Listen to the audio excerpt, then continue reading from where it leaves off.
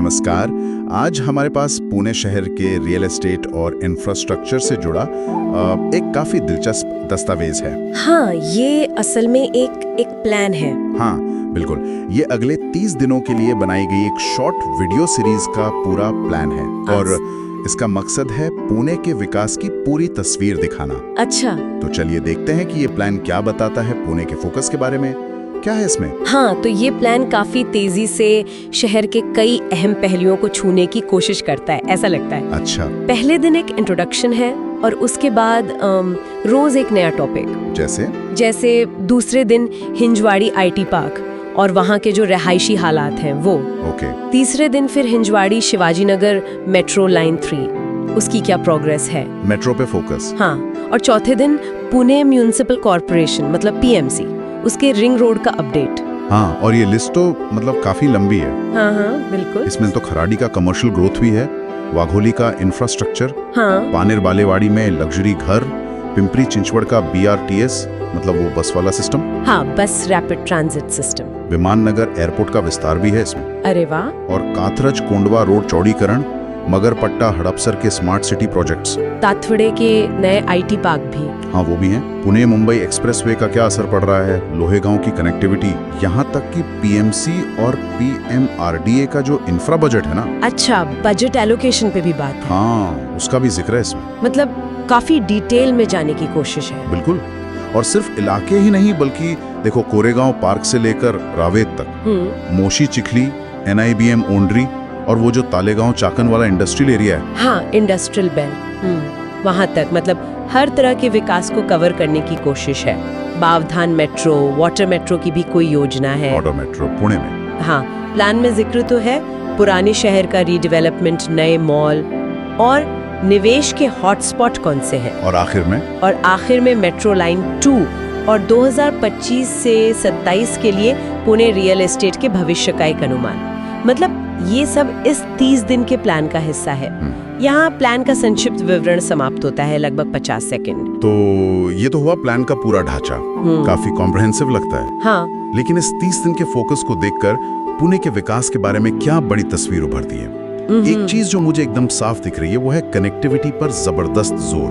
बिल्कुल। Metro lines, ring road, expressway, tunnel की बात, BRTS, जैसा लगता है शहर को जोड़ने का काम सबसे जरूरी माना जा रहा है। हाँ, और ये लाजमी भी है। देखो पुणे जिस तेजी से फैल रहा है ना, बिना बेहतर कनेक्टिविटी के तो मतलब ट्रैफिक और रोज की जिंदगी दोनों मुश्किल हो जाएंगी। सही बात है। हिंजेवाड़ी जैसी मेट्रो लाइन वो सीधे IT हब को शहर से जोड़ेगी, रोजाना आने जाने वालों के लिए कितनी बड़ी राहत होगी। इसी तरह रिंग रोड अगर पूरा हो जाए तो शहर के जो बाहरी इलाके हैं वहां पहुंचना कितना आसान हो जाएगा और उसका असर सीधा प्रॉपर्टी मार्केट पे पड़ेगा वहां का। बिल्कुल।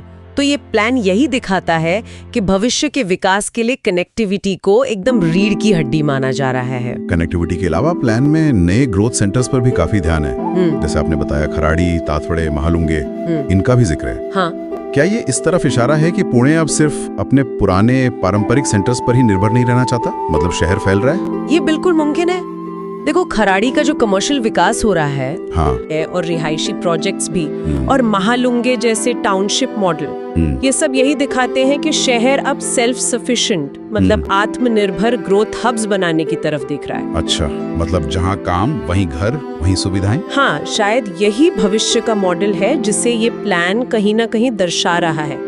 और इसमें फिर वो PMC और PMRDA का जो बजट आवंटन है ना, हाँ, जिसका जिक्र था प्लान में, उसकी भूमिका बहुत अहम हो जाती है कि इन नए इलाकों में पैसा कैसे लगेगा, इंफ्रास्ट्रक्चर कैसे बनेगा, कब बनेगा। लेकिन एक और दिलचस्प बात है, प्लान सिर्फ नए चमकते इलाकों तक ही नहीं है, इसमें पुराने शहर का भी जिक्र है। एरंडवानी, नवीपेट का पुनर्विकास, हाँ वो भी है, और कातरज कोंडवा रोड जैसे वो प्रोजेक्ट जो सालों से अटके हुए हैं, उनका भी नाम है। ये बैलेंस कैसे देखा जाए? देखो ये एक मैच्योर शहर की निशानी कह सकते हैं। एक तरफ आपको नए इलाके बसाने हैं, जरूरत है, तो दूसरी तरफ शहर के जो पुराने हिस्से हैं उन्हें आप नजरअंदाज नहीं कर सकते। वहां भी लोग रहते हैं, उनकी भी जरूरतें हैं। सही है। तो पुराने शहर का रीडेवलपमेंट या अटके हुए प्रोजेक्ट्स को पूरा करना ये दिखाता है कि प्लान मौजूदा आबादी को भी ध्यान में रख रहा है। ये संतुलन साधना मुश्किल होता है पर जरूरी है। तो मतलब विकास सिर्फ बाहर की तरफ नहीं बल्कि पूरे शहर में होना चाहिए। या कम से कम प्लान तो यही दिखाने की कोशिश कर रहा है। हाँ, कोशिश तो यही लग रही है इस प्लान को देखकर। तो कुल मिलाकर ये 30 दिन की योजना सिर्फ एक कंटेंट कैलेंडर नहीं है, बल्कि ये पुणे के विकास की जो प्राथमिकताएं हैं उनका एक आईना सी लगती है। हाँ, कनेक्टिविटी का जाल बिछाना, नए आत्मनिर्भर इलाके बनाना और पुराने ढांचे को सुधारना भी। हाँ, ये एक संक्षिप्त तरीका है ये समझने का कि आने वाले वक्त में पुणे किस दिशा में जा सकता है और किन एरियाज पर खास ध्यान रहने की उम्मीद है। बिल्कुल, ये वाकई सोचने पे मजबूर करता है।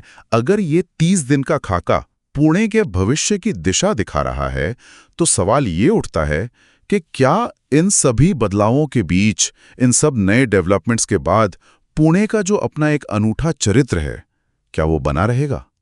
सोचने के लिए एक दिलचस्प सवाल है ये।